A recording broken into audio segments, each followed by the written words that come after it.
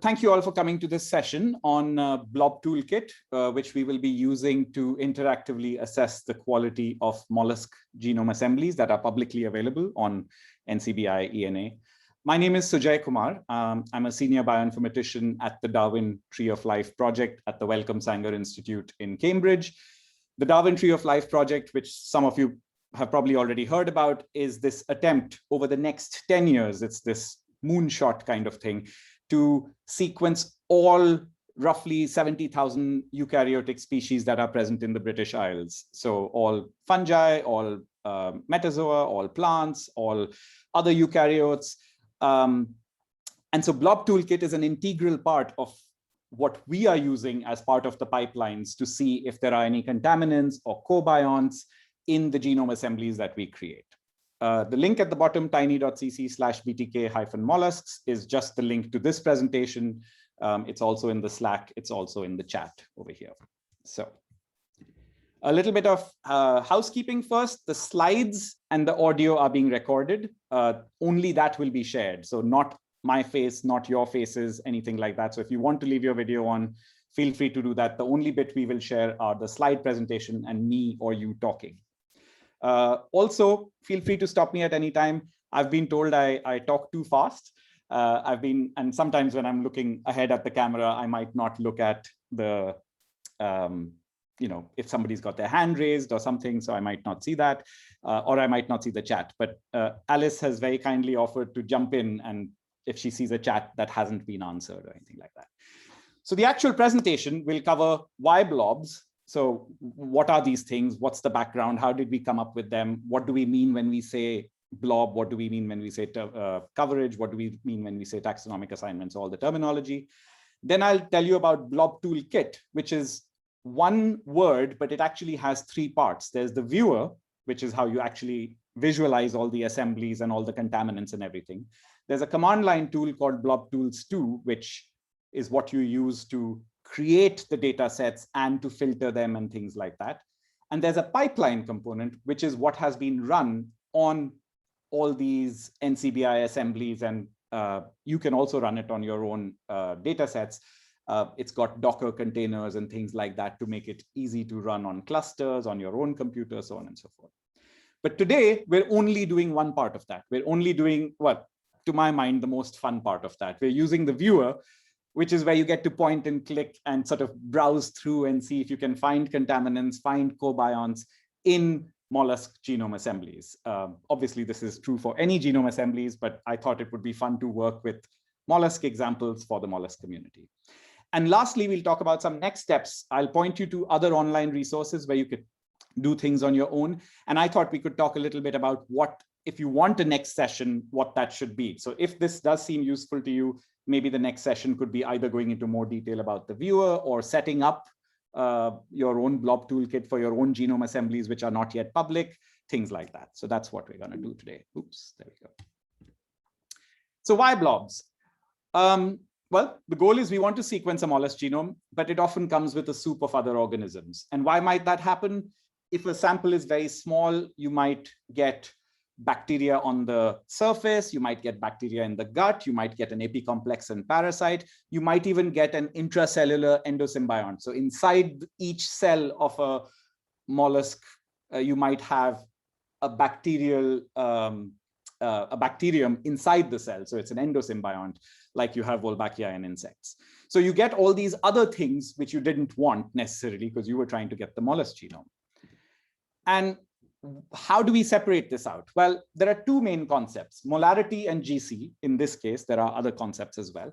And I'll explain what we mean by molarity. So we expect that all mollusk DNA for a particular sample will be at the same molarity. So if there are 10,000 cells that you have, gathered and you're trying to make a library out of them, well, you expect 10,000 nuclei. So all the DNA contigs should be at the same copy number, which is 10,000 in that case.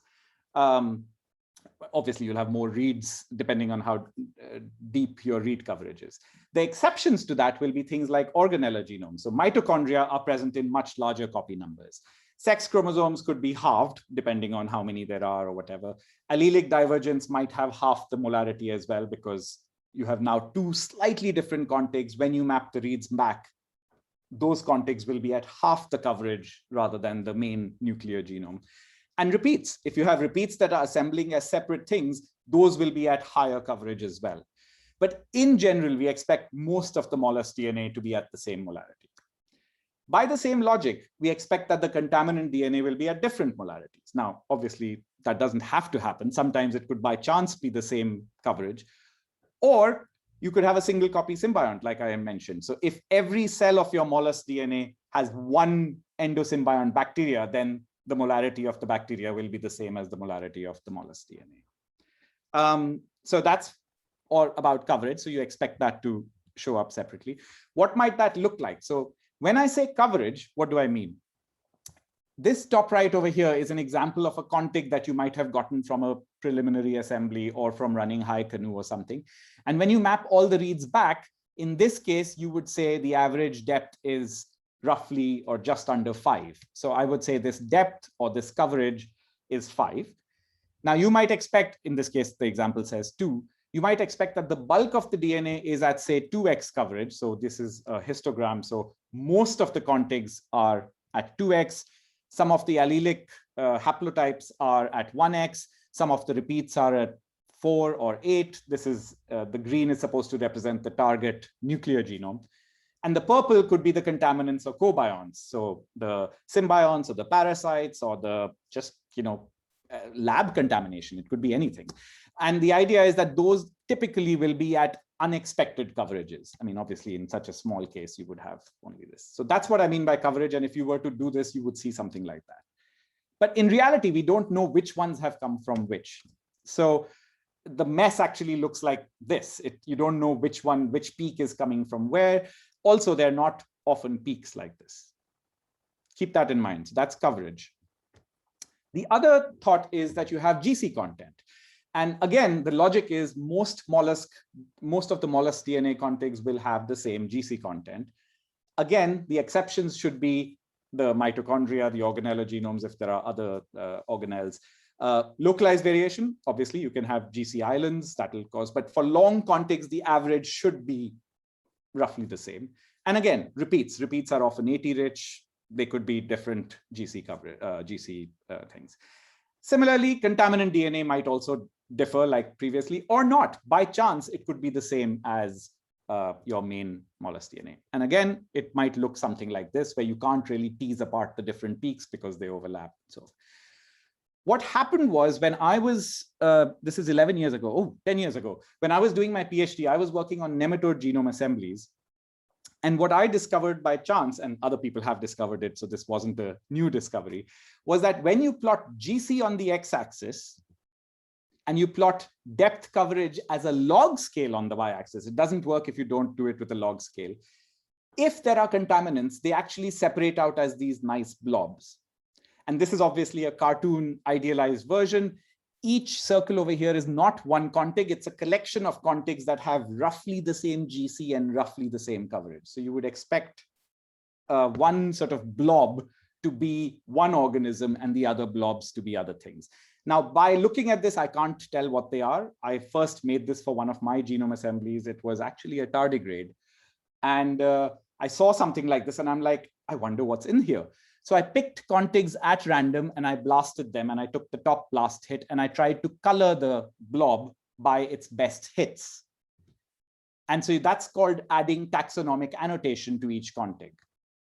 And so in an ideal world, you would see something like this. Your main genome is, in this case, the Cyprea chinensis. I'm sure I'm pronouncing that wrong. I'm not a mollusk person. And the other blobs could be proteobacteria or apicomplexa or firmicutes or something else, maybe no hit because it's low coverage and we don't know exactly what it is. It's something that hasn't been sequenced before. And so that's the idea, that we want to create these blob plots, which will have GC proportion on one axis, x-axis, and depth or coverage on the y-axis, usually on a log scale. So that was my, when I did this, it was just a bunch of bash scripts and R plots. But then it got turned into this, we wrote a grant, which was funded by the BBSRC. which said, you know what, actually this contamination problem is quite widespread. So why don't we create these plots for every eukaryotic genome assembly that is publicly available? So that's what this website and this set of tools is. BlobToolKit is the complete sort of package. It was a project. The main person who did all the work was Richard Chalice. He's a fabulous engineer and software developer. Mark Blackster is the PI. Some of you have heard of him, met him.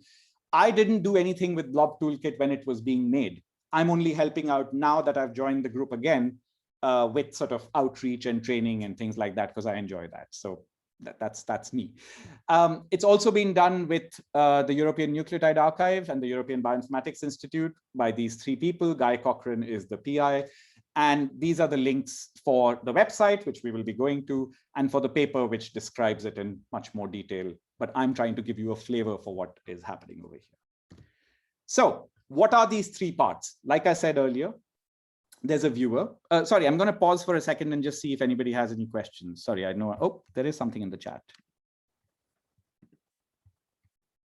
I think that's just me adding the links. That's great. Fabulous, fabulous. Okay, great. Sorry. As you can tell, when I start talking, I don't pause. But I will, I promise. If anybody just unmutes themselves and says something, I will pause. I am very happy to pause. Okay, so there's a viewer, which is the interactive website, which is what we are going to be playing with.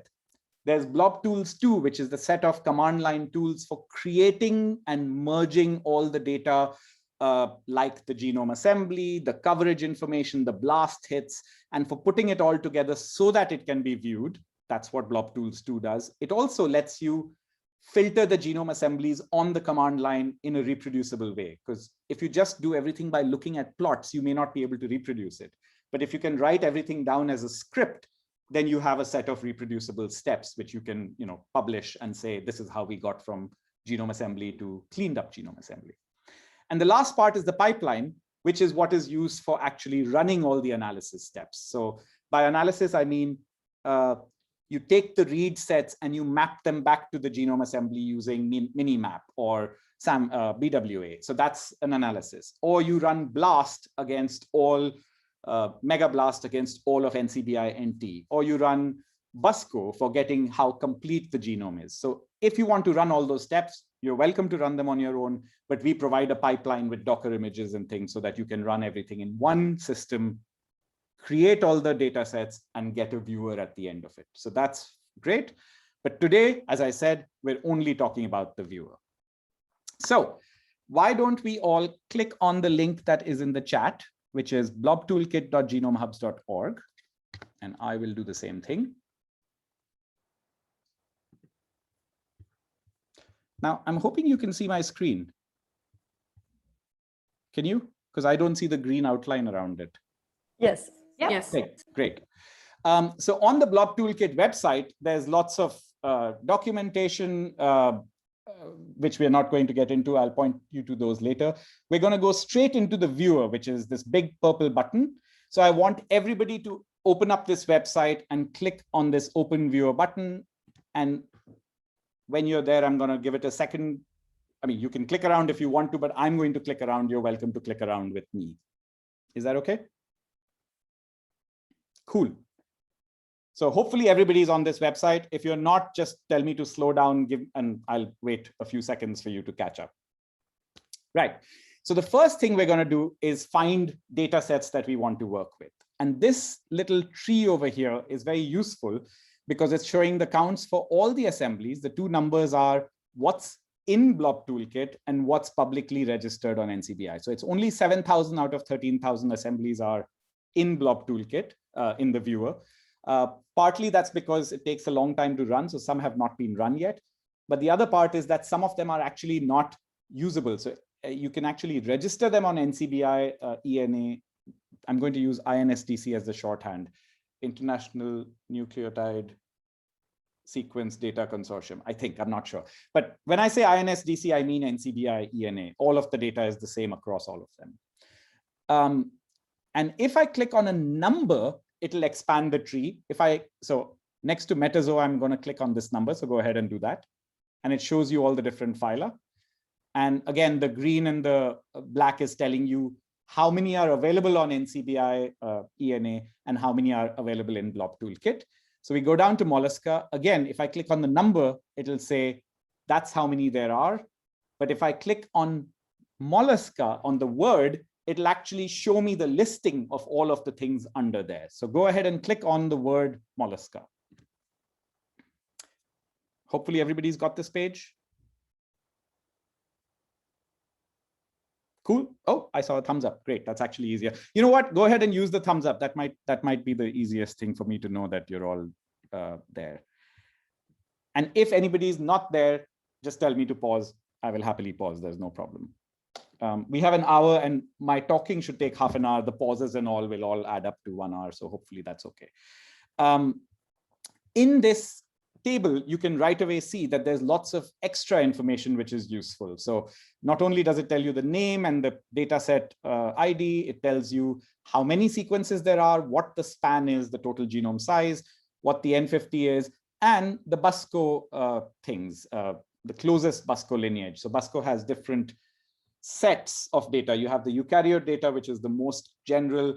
Then you have the more specific ones like metazoa or Lepidoptera or Insecta. In this case, the most specific for mollusks is metazoa.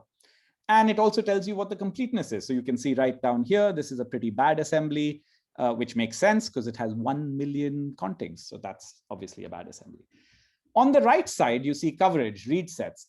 And this is telling you that for some assemblies, we don't have any read sets. So how did you get these genome assemblies, you might ask?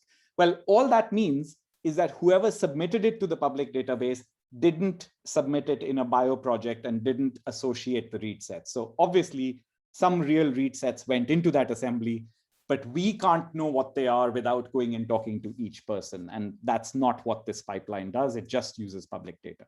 So I'm going to sort. If you click on read sets, it'll sort. So I click. Oops, I click once, it sorts in ascending order. I see all the ones that are 0. I'm not interested in them because without read sets, I'm not going to get the coverage information. I'll only get GC information and I'll only get taxonomic annotation. So you won't see the separate blobs. I click on read sets again. I see that there's one example with 10 read sets. Woohoo! That's Crassostrea virginica. And nicely enough, it has only 10 sequences, which span 700 roughly megabases. So that's a chromosomal assembly, which is very complete. And it's the perfect first example for us. So go ahead and click on that. Before you click on that, you can also just type Crassostrea virginica, and you can also do it by searching. So my point is you can browse and get lists, or you can just search. And if you click on that first one, you'll get Crassostrea virginica. And you see something like this. Some of you might actually see something on the left side. I can get that back by just pressing settings up here. So hopefully this is what you all see. Great. Now, at this point, you might think, okay, first of all, this doesn't look like the little cartoon that I showed you for a good assembly. So why is this not looking right? And that's because our defaults were made when we had assemblies with thousands and thousands of contigs, and it was hard to draw them quickly. So what we did was we binned them, Rich Chalice binned them into these squares, which are very useful for selecting and visualizing large numbers of contigs, but actually it's much easier to see individual contigs as circles. So let's do that. Go up to settings, click on settings, click on settings. On the left, it says shape.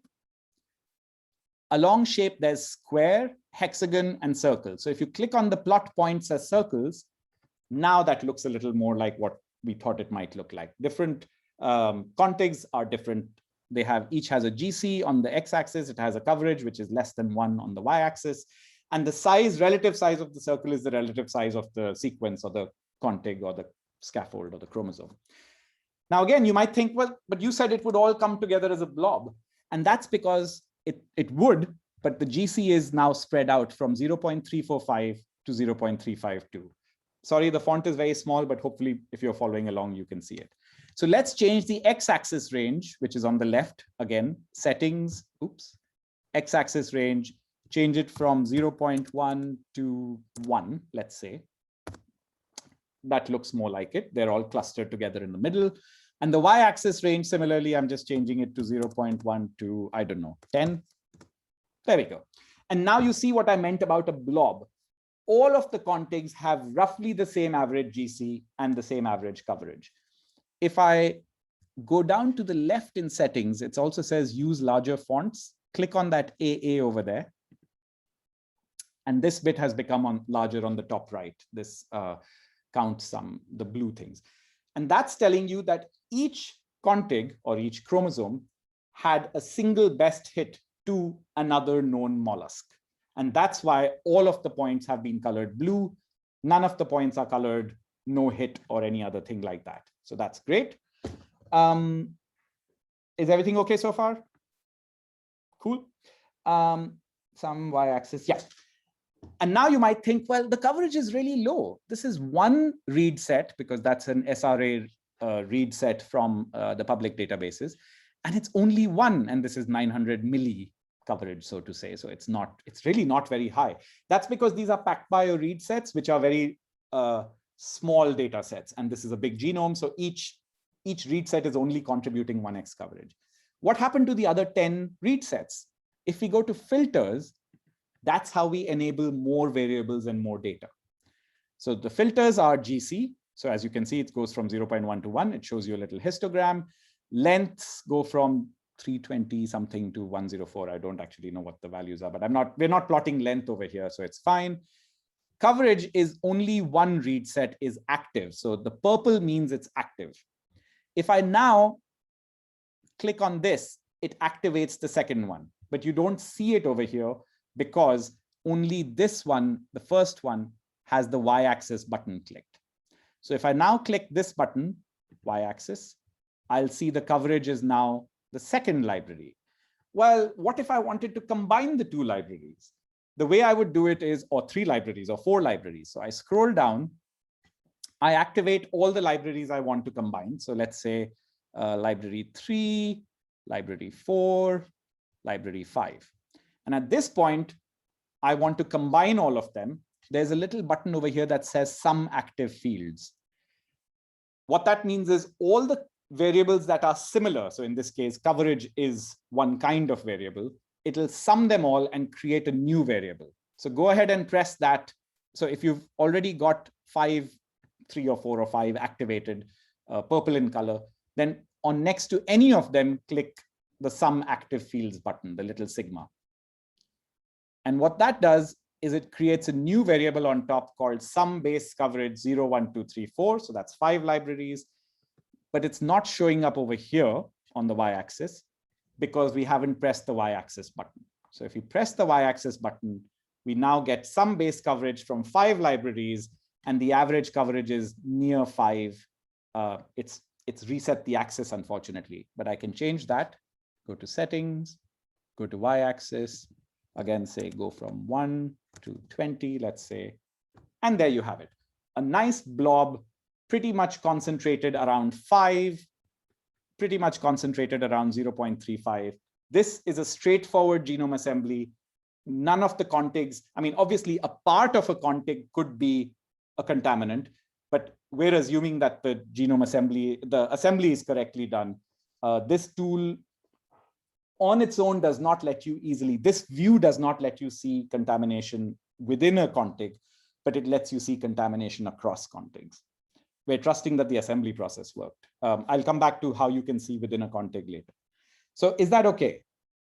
I have a question. Yep. So maybe you'll talk a little bit later about the data we can use. Yeah. But does this mean you can use PacBio only assemblies, or do you need Illumina reads?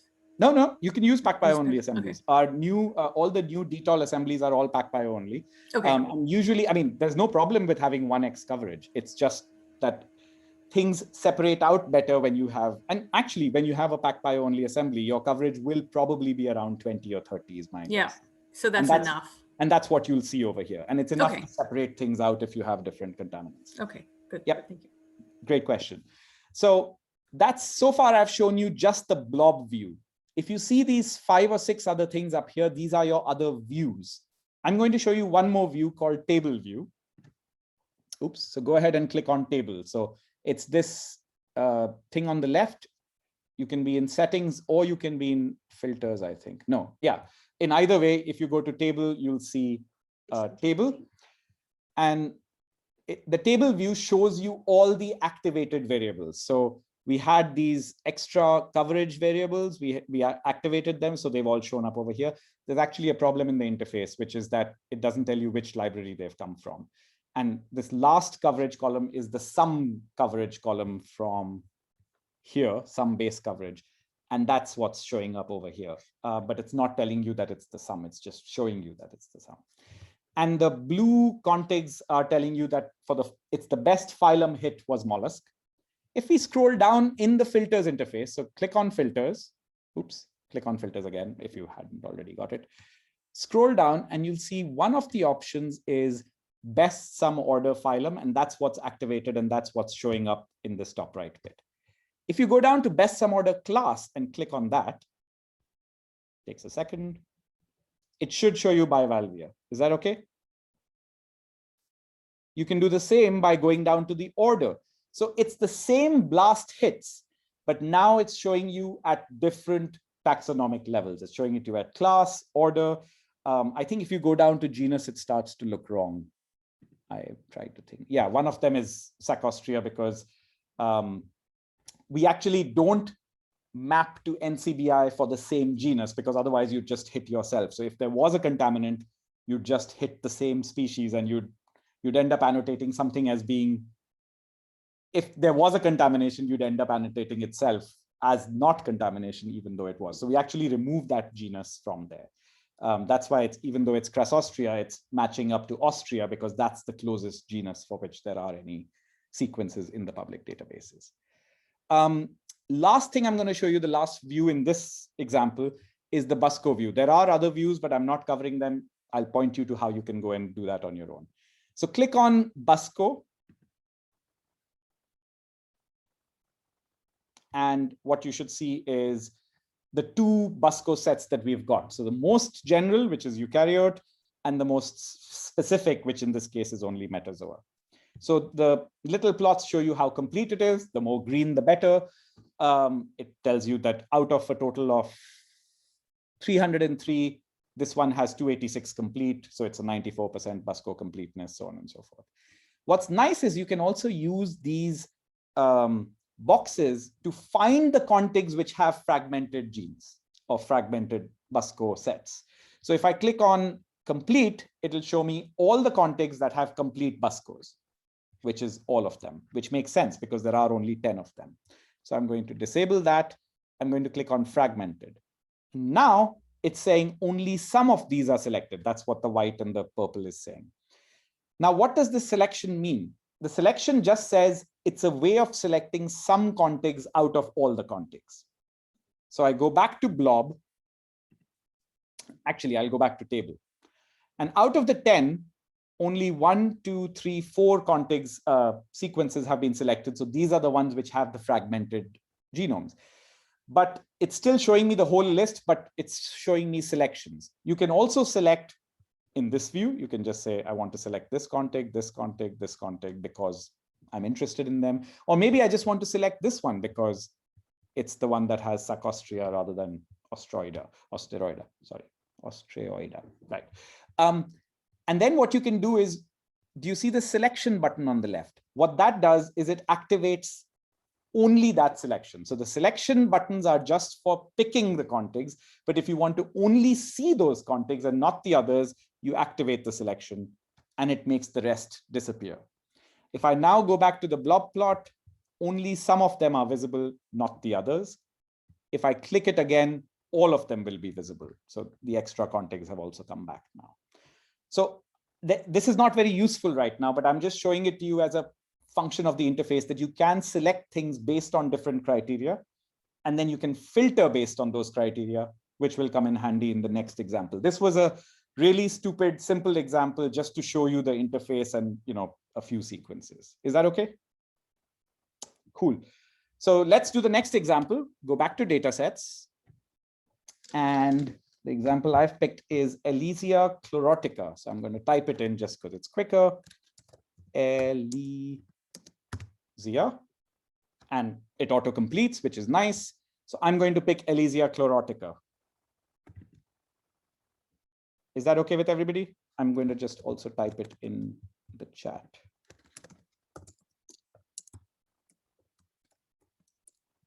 in case anybody wants to. Right, so Elysia chlorotica, you can copy and paste that up here. When you get it, just click on it, and we should now see this new data set. And right away, you can see it's a bit more complex.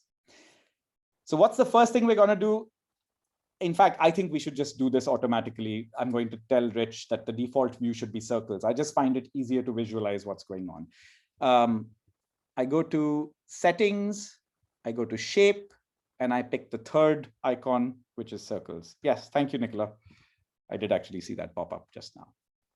Okay, and this time you can sort of see what I mean by blob plots, because there's this one mishmash of overlapping blobs over here, but there's clearly this separate blob of a closely coherent set of contigs. And I'm going to go down to settings, use larger fonts. Oops, did that work? Yeah. And you can see up here, it's the red color is for proteobacteria. Other just means that it's only able to plot 10 sufficiently distinct colors. You can go and see others, but you have to do other things for that. These are the top 10 things by number. So your biggest number is actually no hit, because there are 7,500 out of 10,000 contigs are no hit. That means there was no mega blast hit. And now you might think, well, most contigs have a blast hit. That's because we're using mega blast, which means you'd have to have at least 28 bases identical. And mega blast we're using because if something hits with mega blast and an e-value of 1e minus 25, I think that's what we use for this pipeline. You can use whatever you want. It's pretty sure that you're hitting that species. So you might say, well, why is it hitting chordata? Why isn't it only hitting mollusca? And what we've discovered is if it's the same blob, the reason why you hit chordata instead of mollusca is because most sequences in the databases are chordata, not mollusca. And so sometimes you'll come across a bit, and just by chance, the longer hit will be to chordata, and that's what ends up showing up. So I'm going to show you all of these different taxonomic assignments one by one. And the way I will do that is now by going to filters. So click on filters. Scroll down to where it was best sum order phylum. And it's showing you no hit, mollusca, chordata. So anything that's lit up over here is what you are seeing over here. That's what that button does. It tells you that that's the category. In fact, I can show you best sum order class. So if you click on that, it'll activate it, but it hasn't changed it over here. And that's because this button over here has to be pressed for that category to be activated with colors. So go ahead and do that just to see what it looks like. So click on best sum order class, make it purple, then click on this button that says category. And now the colors are by class rather than by phylum. Just makes it handier to see some things when you want to zoom in. Let's go back to phylum because I want to talk about that for a second. So best sum order phylum, go to category. We're back to where we were. I'm going to switch off everything except no hit. So click on mollusca, it switches it off. Click on chordata, switches it off. Click on echinodermata, keep doing that all the way across. It takes a little time because this is what I mean. It's actually rendering tens of thousands of points at the same time, and that's why it takes time. Now, some of you might have accidentally clicked even the first one, in which case sometimes the whole screen goes blank. That's a bug. It's been fixed literally today. The site does not have it yet. If that happens to you, just go back and start again. Just go to blobtoolkit.genomehubs.org, go to Elysia, and you'll come back over here. I hope that hasn't happened to anybody. It happened to me a few times today while I was practicing. No? Okay, cool. So no hit is all one big blob. Now I'm going to switch on mollusca. It's the dark blue blob. It's all in the same coverage. It's all in the same GC, except maybe this one. If you want, we can go in and examine it in more detail. I'm not going to worry about that because it is mollusca. So I'm going to look at some of the others and look at the high coverage ones. So now I'm going to look at chordata. Again, it's all in that same blob. So it's very unlikely that it's a contaminant. It's simply a question of that it was a better hit to a chordate. Now, what I can do is switch off Mollusca, switch off no hit. So has everybody got something like this on their screen? Okay. And now I'm going to go back to that other view that I told you about, which was table. And the reason I'm going to do that is because there's other cool features. So don't worry about, where will I find all this information? I will point you to all of this. This is me just walking you through the way I would do this exploration. It's just to give you a whistle-stop tour, give you a flavor for how it works. It is a quirky interface because nothing like this exists. So we tried, Rich tried lots of things. My job is to explain the quirkiness. Once it's useful to you, hopefully it is useful to you, you'll get used to it. You'll tell us suggestions saying, can we please have this instead? And we'll be happy to make those changes. But right now, it is a quirky interface. Let's try it. So click on table. You should only see core dates. And when I click on this core data first config, which is quite long, it's 2.3 megabases, it shows you this view, which is all the blast hits along the whole config, along the whole scaffold, broken up into chunks, broken up into 10 chunks. So these chunks on top, 1, 2, 3, 4, 5, 6, 7, 8, 9, 10. If it's longer than 100K, it'll break them up into chunks of 100K. If it's longer than 1 megabase, it'll break it up into a total of 10 chunks. And for each chunk, it tries to find the 10 best blast hits. So the little dotted line in there is not meaningful from a sequence linkage point of view. All it's doing is it's saying this hit was at this position, this hit was at this position, but both of these belong to the same chunk. So we've put a dotted line in between. Now you might look at this and say, hang on, this one is Mollusc, this one is Mollusc, this one is Mollusc, this one is Mollusc. Why did it get called core date? And that's exactly the problem with this way of assigning taxonomy. The reason it got called core date is because the taxonomic rule we used was called best sum order. So it picked up 10 best blast hits across each chunk, but it only summed the top 10 best blast hits. So the top 10 best blast hits must have been these, and they were mostly core date, and therefore you end up with calling the whole config core date when actually it should have been called Mollusc. Does that make sense? It's a little confusing, but that's what's happened over here. Now, just for clarification, this was done last year. Since then, what we've realized is that a better rule is not best sum, but best distribution of sums. So if you have 10 pieces and the maximum number of pieces are called Mollusc, then actually call the whole config Mollusc. So in this case, the maximum number of the 10 pieces are Mollusc. So 1, 2, 3, 4. We should call this Mollusc, not core date. So we need to run the whole pipeline again. We need to change the rule again, but we will do it. It's not been done yet. So I'm going to click out of this. You can see that it says best sum order phylum. That's why there are new rules for newer blob tools pipeline runs, which are best dist order. And that's why we'll get different rules from now on. So all this was to say that if you see something called core date, don't worry about it. If it's the same GCN coverage, it should be fine. My next example was going to be proteobacteria. So we come down here. I'm going to enable, go back to the blob view because it's the most fun view. Go down to where it says best sum order phylum, enable proteobacteria, and disable core data. Now, this is a fun one because this blob looks like one organism and this blob looks like the other organism. So what is this blob? The easiest way to see what this blob is, we have 2 or 3 ways of filtering it down. You can do it by coverage. So in the filter view, go down to where it says coverage and just say, I only want the lower coverage. Oops, that's too much. Yeah, I moved the slider in from the right so that it basically, you can see over here, that's the high coverage, that's the low coverage. So now I have selected only the low coverage proteobacteria, and that's that organism. If I do it the other way around, I get only the high coverage. Does that make sense? Oh, sorry. Is it true to always break a config into 10 KB length or longer ones only broken into 10 segments? Yes. you're absolutely right. It's not a well thought out thing. It was just, we wanted 10 chunks because otherwise it was taking too long to blast.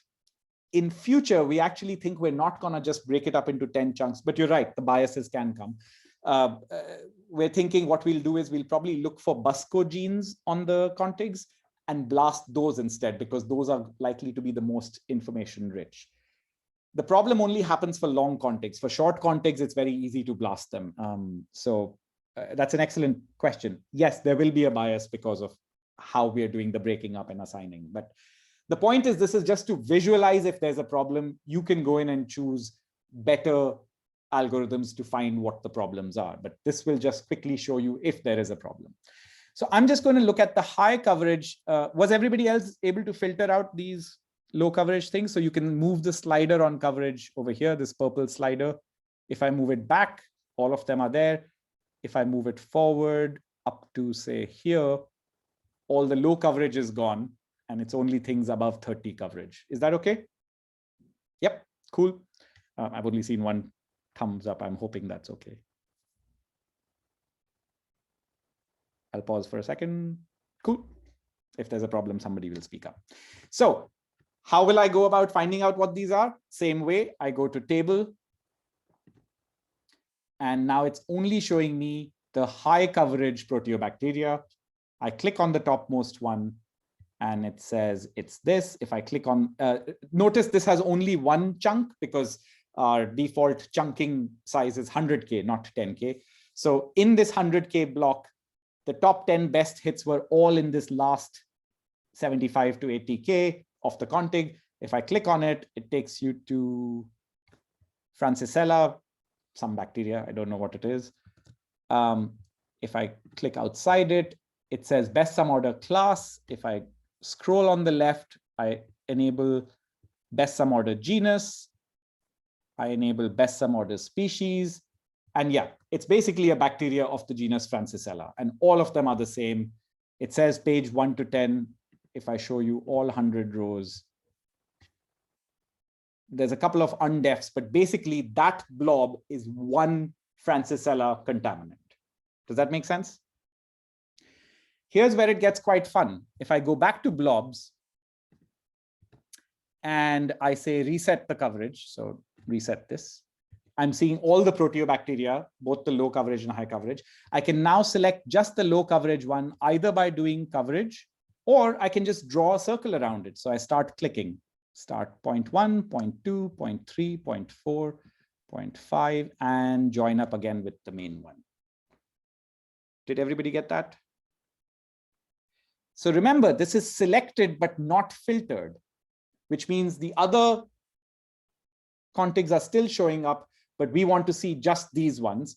So I will go to selection on the left, which is not activated. It's black in color. And I'm going to press selection to make it active. And now only the selected contigs have been filtered and the rest are gone. Now, if I go to table, you see that it's not the same species. It's still a gamma proteobacteria, but they're all something called Solemnia velum gill symbiont. And I'm going to pretend like I'm surprised, but I've actually already checked this out. If I copy this and see what it is, woohoo! Solemnia velum is a bivalve mollusk, and it has the genome of the intracellular bacterium. It has an intracellular symbiont inside the cells of that mollusk. So we've found an endosymbiont using BlobToolKit Viewer in the blob view. Woohoo! And it's got exactly the same coverage as the main mollusk genome, which you can see when you re-enable. I'm going to put off selection, and I'm going to re-enable the mollusca. It's exactly the same coverage in the GC. So my guess is there's one copy of the endosymbiont for every nucleus of the main mollusk. Make sense? Awesome. And the last example I want to show you here, and we have only 10 minutes, that's fine, is I'm going to switch off.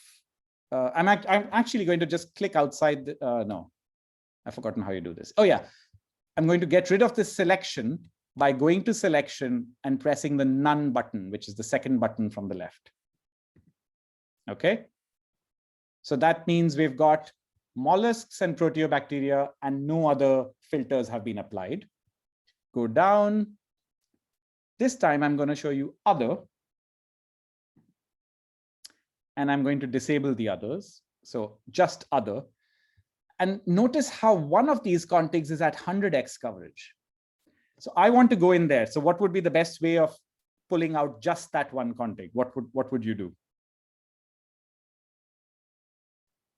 Feel free to unmute yourself if you want, or type it in. Just click. So let me try clicking on it. The click doesn't work so well because so this is actually a very good idea to click. I'm going to click around it to select it. The clicking only works for the square bins. It doesn't work for the circles. You can actually click individual bins. But yeah, I agree with you. We'll click around it. So I'm going to define this little box. And then what do I do? Enable selection. Enable selection. So go to the left, click on selection. You just have the one contig. Go to table view. This is what I mean. It's a quirky, horrible interface. Don't worry about it. I shouldn't say horrible if Rich ever watches this. It's a quirky interface. It's the best we could do for working with such large numbers of contigs. Click on table. You get just the one contig. And it tells you that it's from the species Vaucheria litoria. Again, I didn't know what it was, but when I looked at it today, select that, Google it. It's a species of yellow-green algae. That's fine. And somewhere I read, where did I read it? It's actually something that, oh, here we go. How does Elysia chlorotica benefit from Vaucheria litoria plastids? So basically, the chloroplasts are eaten or ingested by the Elysia chlorotica, which we've been working with. So woohoo! We've now got an endosymbiont, and we've got something that's it's eaten and it's in its gut, but is associated with that species. So I was very excited when I did this. Because I thought, oh, I'll have to make up a story or something. And both the stories made complete sense. So I was very happy about this, as you can tell. Right, I think that's it.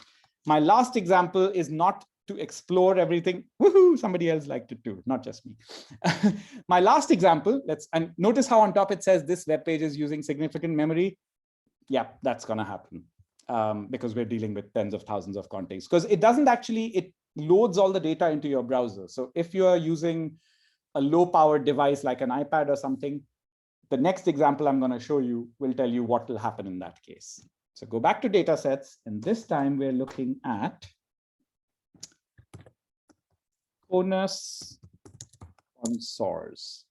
And I will type that into chat so people don't have to type it themselves. There we go.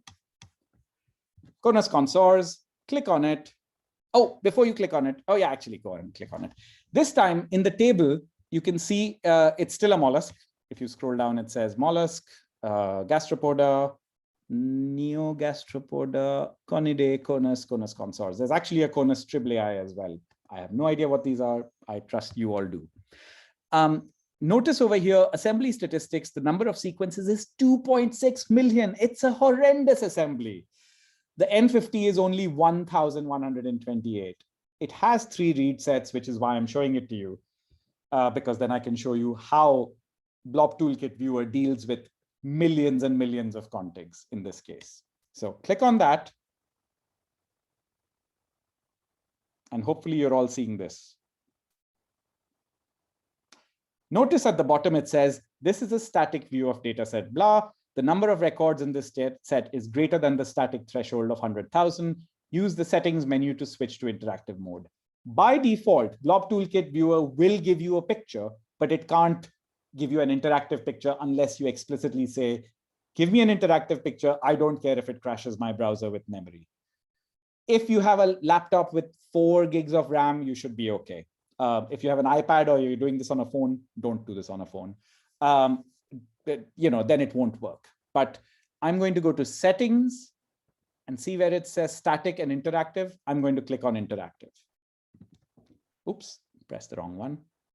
There we go. And this time it'll take a little longer. Does the in that interface, interactive is already purple, which generally indicates a setting is active, correct? Oh, that's an excellent point. That's an excellent point. You're right. So in this case, that's not what it means, because the black in that case means active, but that's an excellent point, and I will point it out to Rich. Okay, thanks. Yep. Actually, yep. No, you're absolutely right. That's a well spotted. Thank you.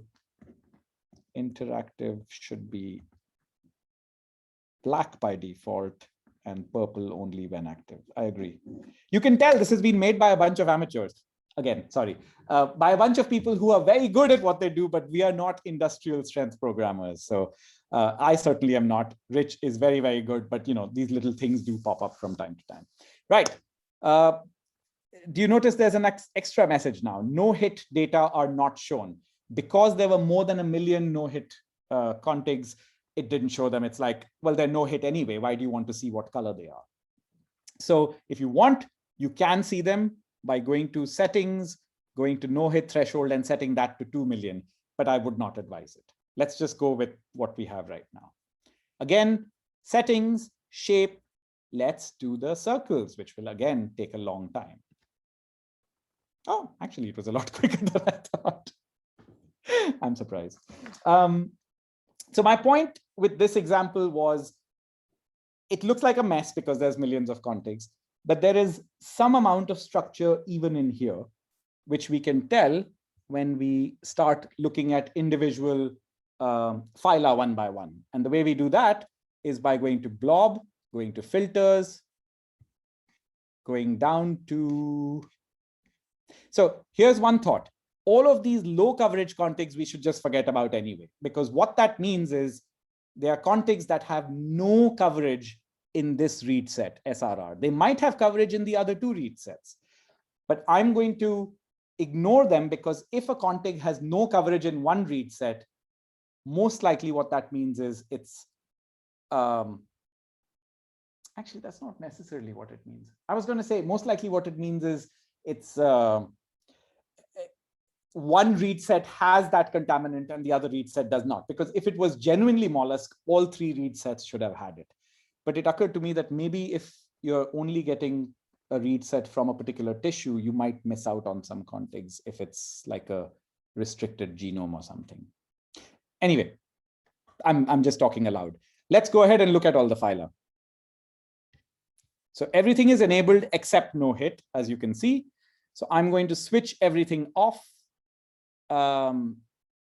Let's look at, let's switch off everything except Proteobacteria and Firmicutes. Okay, so click on Mollusca, click on Chordata, click on Cnidaria.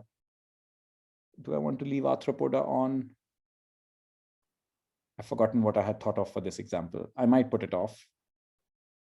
And switch off Brachiopoda, switch off other. So the only 2 I'm leaving on are Proteobacteria and Firmicutes. Oh, yeah, there we go. And right away, you see 2 blobs now. So Proteobacteria is in the center. My guess is, I'm not sure about this, but my guess is it's the endosymbiont because it's got the same GCN coverage. We can check that. But what I'm going to do, actually, let's check it. Switch off Firmicutes. Go to the table view. It's got Proteobacteria. Let's look at the genus.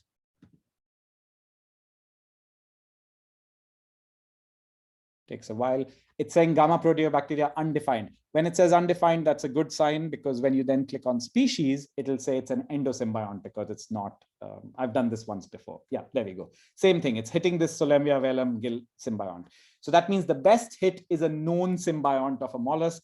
So again, this is a gamma Proteobacteria of most likely, I don't know what species it is, but most likely it's endosymbiont of a mollusk. So that's good. We know what the Proteobacteria is, or at least that's what these contigs are.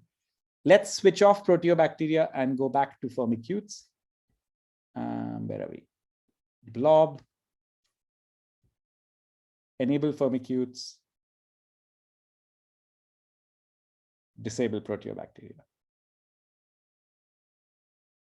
It's 18 hours. And right away, you can see It's a much lower coverage. All of those are at 1. This is at 0.1. It's a different GC, almost certainly a different organism.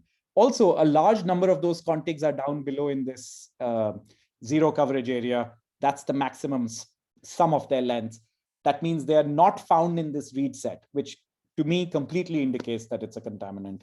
And if you then wanted to filter these out, there are lots of options for going to lists, selecting those contigs and removing them.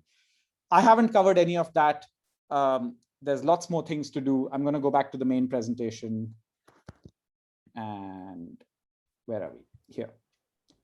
So in summary, we've browsed data sets. We know that we can do it by taxonomy, taxon name, assembly name. There are other tabular fields we can sort by. We did 3 examples. We did a chromosome level assembly. We did one which had a proteobacteria contaminant and an endosymbiont. And we did one which was a very poor assembly, which had a static view. And therefore, we could change to interactive and then found the firmicute contaminant and another endosymbiont. For views, the things I want you to remember are try blob, try table, try busco. Obviously, try the other things, but these are the ones we've covered today. For settings, definitely use blob shape. Definitely do the axes, definitely do static to interactive. For filters, you can do numerical filters. You can move the sliders around. You can sum the coverages. You can change the taxonomy category. You can switch off different phyla. And selections are something that you can use and then set filters. So that's all the things I've covered. That's not everything. It's a very powerful tool. It has lots of other options. If you go to the online resources, you will see in the tutorials, there's lots of little snippets where I'm fixing this because somebody else tried to use some of them and said there are issues. You can report the issues at our GitHub. Just go to issues, create an issue, tell us what it is, we'll fix it. There is a YouTube channel. I didn't know Rich had made a YouTube channel. I was so happy. There are little 45-second clips of how to do certain things, good fun. And I've left some of those YouTube channel links from one of Rich's earlier presentations in this. So if you go down to the remaining slides, you can try them out, so on and so forth. So my question for you now is, what should we do in the next session? I'm sorry, it's gone beyond 6 o'clock, but I did cover what I wanted to cover. I think for me and probably other people in here, the next thing is to figure out how to do this with our genomes. Fabulous. So maybe other people have other things to add. Agree. Okay. Well, there we go. Yeah, I agree, Chief. I would also ask, so you mentioned this very briefly at the end. So once you notice that this is probably a contaminant, how you go about to excluding that from your assembly, and you mentioned the list tab. So going a little bit more in details on that would be well. And if you don't want to wait for me to do this, which I'm very happy to do, but if you don't want to wait for me to do this, go and look up the tutorials up here. Go into Viewer and look up. There will be an option for how to do the list part and how to use it. Awesome. My goal was to get you used to the interface today because it is not a normal interface. It's something that sort of developed organically, and we were trying to solve all these problems of coverage and GC and annotation. And obviously, you know, in an ideal world, you'd just be able to click on a config and it would tell you what it is. But you know, there's only so much time in the world. There's only so many things. So these were the sort of shortcuts that we used. But and that was really great. Thank you. No, it was really useful. Thank you, Sajid. Cool. So if we do it ourselves, are we able to run it in the browser ourselves? Because I've only done it on my own computer before. Yeah, that's how it would be. So you would run it on your own computer in the browser by running a little local port. Okay. So the way it works is on the command line, and this is the nice thing, you can do all the analysis on a server. So you can run all the blasts, you can run all the mapping on a cluster or on a big server. You can copy the files back, which are not that big. So one assembly will usually take up about 1 or 2 megabytes at most. So it's not big because it's just the metadata. It's not all the other stuff. And then that directory, once you keep it on your local machine, you can start up the server using BlobTools View. The instructions for that are not good. Juliana knows this because she asked me yesterday and I tried to walk her through it. And I'm like, I'm so sorry because the instructions online are very good, but they were written at different points, covering different things, and they're not coherent. There are broken links. So my job is to fix that. That's what I've written. The website is being fixed. But in the next session, if that's what everybody wants, I'm very happy to do this and clean up the website by then and give you a simple set of instructions for how to do it on your own. I think that would be great if we could try and organize that. Fabulous. Give a few people time to watch this video if they couldn't make it, and then see who is interested. And Yeah, that sounds great. Okay. Yeah. So I'm going to stop now, and thank you all for coming. I'm sorry it's run a bit late. People who had to go went, which I'm very glad about. And goodbye. Get in touch with me. You don't have my email address. Oh, do you have one last question, Sam? Yeah. Yeah, I was just going to say, yeah, I'd definitely like to visualize own assemblies, but more so how to actually run the pipeline without internet access. And I'm struggling with that because, we have a high performance computing cluster and the computing nodes are not permitted to access the internet. So I'm trying to run everything locally, and some of the documentation seems to be lacking, and I've not been successful to date. So with the high amount of sequencing data we have, we need a cluster in order to have the sufficient memory and CPUs to do this, all the alignments and all that, and the blasting, both I agree. NCBI blast. Let me think about how we can specifically, if there's a workaround where if you can pre-download, because usually a cluster will have compute nodes which can't access the internet, but they will have front-end nodes which can download the NCBI tax dump and things like that. Yep, so and I've gotten that far. Let me work out the steps for how to do that. Okay. And I agree, the documentation is lacking. I apologize. That's partly my fault because I should have worked on it by now, but I haven't. But now that I know there are people, waiting to use it, I'll make sure that it gets done. So thank you. So sure, your specific problem is cluster compute nodes don't access the internet. And then kind of along those lines is potentially just doing the blasting and the alignments on our own, and then importing those results into BlobTool Viewer. Yep. And I'm not sure what settings are used for alignments, and again, for like how you set up the blast chunks and that sort of thing. Yep. And actually, I know some of that is changing as we speak, because I showed you that example of how earlier we were using best sum order, where we just taking the top 10, and now we're saying, no, we want the top 10 distributed across the whole length. And so we're changing some of that. So actually, it probably makes sense to wait one more week, because we are changing that, and we are making sure that, I'm sorry. I apologize. Oh, it's no problem. It's all, these are all good questions. I think more than one person might have these sort of things. And it sounds like Nicola might have already worked with this. So maybe put these things in the Slack and see if people can help each other there. Sure. Okay. No, Nicola, you're right. You do download the tax dump for the blast. That's correct. But I'm happy to have you thought of using Kamer tools. Yes, we have. That's an excellent point.